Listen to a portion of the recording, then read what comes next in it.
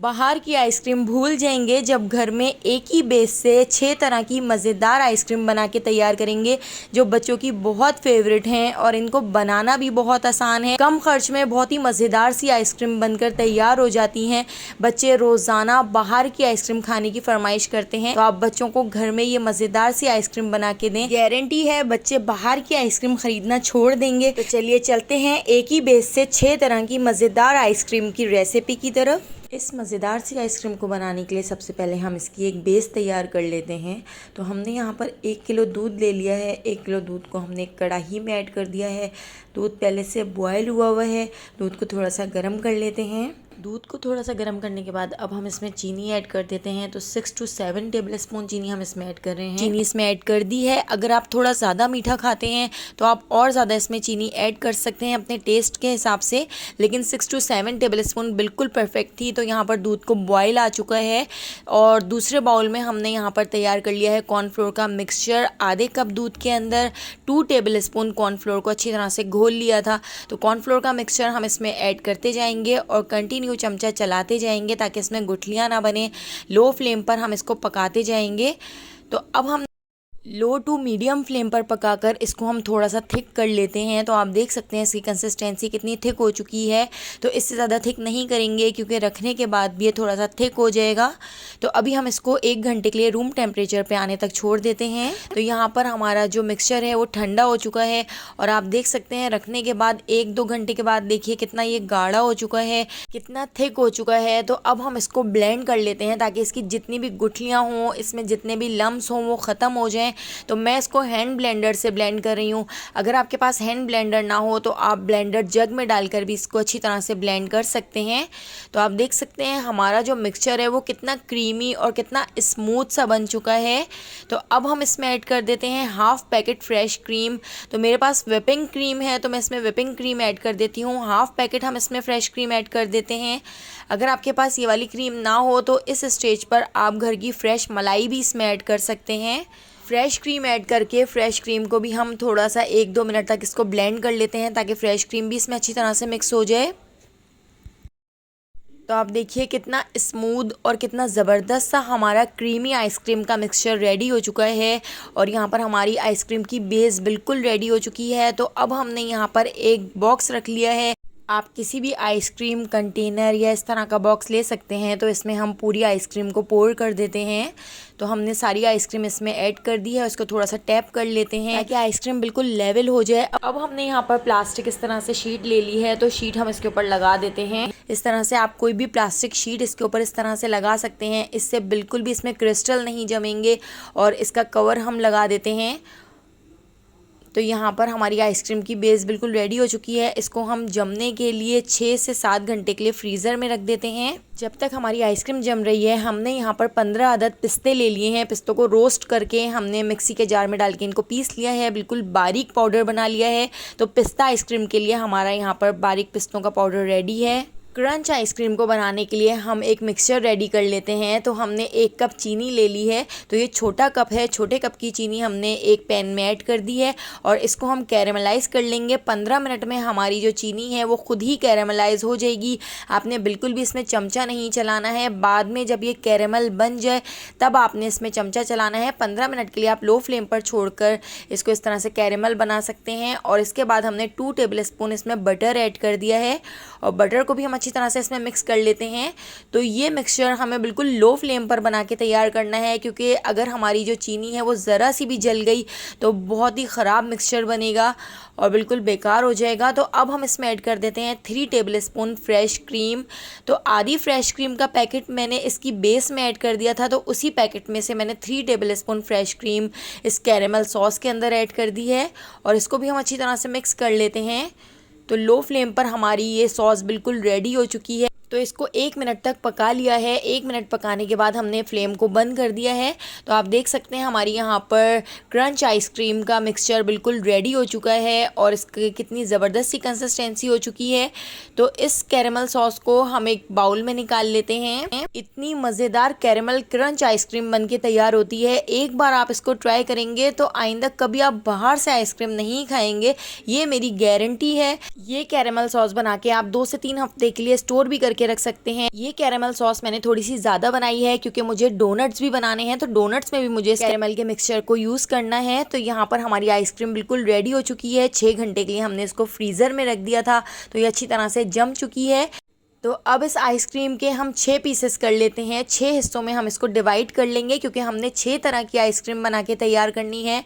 तो यहाँ पर हमने एक पीस निकाल लिया है और एक बाउल के अंदर हमने मैंगो प्यूरी ले ली है। एक मैंगो को मैंने ब्लेंडर जग में डाल के पीस लिया था, तो मैंगो प्यूरी भी हमारी रेडी है।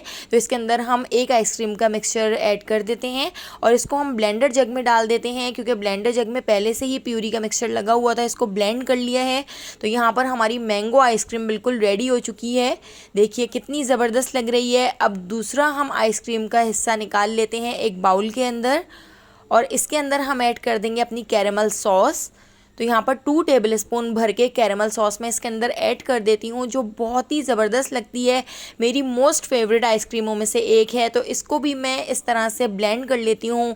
हैंड ब्लेंडर से हम इसको इस तरह से ब्लेंड कर लेंगे ताकि अच्छी तरह से कैरेमल इस आइसक्रीम के अंदर मिक्स हो जाए। और इस तरह से ब्लेंड करने के बाद अब हम अपनी कैरेमल आइसक्रीम को कपों में निकाल लेते हैं। आइसक्रीम कपों में हम इसलिए सर्व कर रहे हैं ताकि हमारी बाज़ार जैसी फीलिंग आए, जिस तरह हम बाज़ार में आइसक्रीम खाते हैं, लेकिन ये बाज़ार से भी ज़्यादा मज़ेदार आइसक्रीमें बनकर तैयार हो रही हैं। थोड़ी सी कैरेमल सॉस हम इसके ऊपर इस तरह से डाल देते हैं ताकि ये फ्रीज़र में जाके जब जमे तो मुँह में मज़ेदार सा क्रंच आए। तो अब हम 3rd आइसक्रीम बना के तैयार कर लेते हैं। तो अब हमने थोड़ी सी आइसक्रीम और इस बाउल में ऐड कर दी है और इसको थोड़ा सा मिक्स कर लिया है। थोड़े से हमने यहाँ पर ओरियो बिस्किट ले लिए हैं। तो 3 अदद ओरियो बिस्किट मैं इस तरह से इसके अंदर तोड़ के डाल देती हूँ। आपने लीटर पैक की ओरियो आइसक्रीम तो ज़रूर खाई होगी, तो उससे भी ज़्यादा मज़ेदार हमारी ये ओरियो आइसक्रीम बनकर तैयार होती है। तो हम इस तरह से इसको मिक्स कर लेते हैं और इस तरह से चमचे से तोड़ लेते हैं। तो यहाँ पर हमारी ओरियो आइसक्रीम भी रेडी हो चुकी है, जो बच्चों की मोस्ट फेवरेट आइसक्रीम होती है। इस ओरियो आइसक्रीम को भी हम कप में निकाल लेते हैं।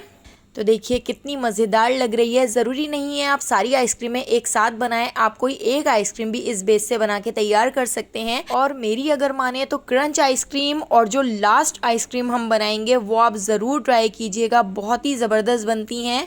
और चॉकलेट आइसक्रीम का तो जवाब ही नहीं है जो हम अभी बना के तैयार करेंगे। तो हमने एक और आइसक्रीम का हिस्सा इसके अंदर डाल दिया है और इसको भी हम थोड़ा सा इस तरह से मिक्स कर लेते हैं। और अब हम इसमें ऐड कर देते हैं 1 teaspoon cocoa powder. Cocoa powder को अच्छी तरह से मिक्स कर लेते हैं। कोको पाउडर को चमचे से मिक्स करने के बाद अब हम इसको हैंड ब्लेंडर से थोड़ा सा मिक्स कर लेते हैं ताकि बिल्कुल स्मूथ और अच्छी तरह से हमारी ये चॉकलेट आइसक्रीम भी बनकर तैयार हो जाए।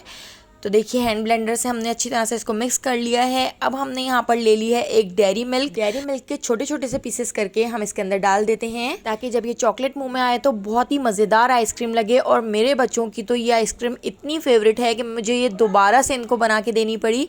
तो यहाँ पर ये हमारी चॉकलेट आइसक्रीम भी बिल्कुल रेडी हो चुकी है। अब हम चॉकलेट आइसक्रीम के ऊपर थोड़ी सी डेयरी मिल्क इस तरह से तोड़कर डाल देते हैं। तो चॉकलेट आइसक्रीम भी रेडी हो चुकी है। अब हमारी 5th और 6th आइसक्रीम रह गई है। तो हम दोनों आइसक्रीमों की बेस इसके अंदर डाल देते हैं एक बाउल के अंदर। और डालने के बाद अब हम इसको अच्छी तरह से ब्लेंड कर लेंगे।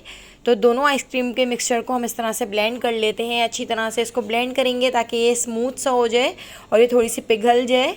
5th और 6th आइसक्रीम को हमने मेल्ट कर लिया है और इस तरह से हम कपों में निकाल लेते हैं। और कपों में निकालने के बाद अब हम इसके अंदर ऐड कर देते हैं रोस्टेड पिसे हुए पिस्ते, जो हमने रोस्ट करके बिल्कुल पाउडर बना लिया था। तो ये पिस्ते का पाउडर हमने इसमें ऐड कर दिया है, उसको अच्छी तरह से मिक्स कर लेते हैं।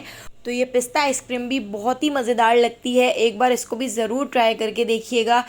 इसको अच्छी तरह से मिक्स करने के बाद हमने थोड़ा सा बेस और इसके अंदर ऐड कर दिया है और अब हम इसके ऊपर से थोड़ा सा पिस्ते ऐड कर देते हैं। तो ये रोस्टेड इसी तरह से हमने पिसे हुए पिस्ते का पाउडर इसमें ऐड कर दिया, इसको भी मिक्स कर लिया है।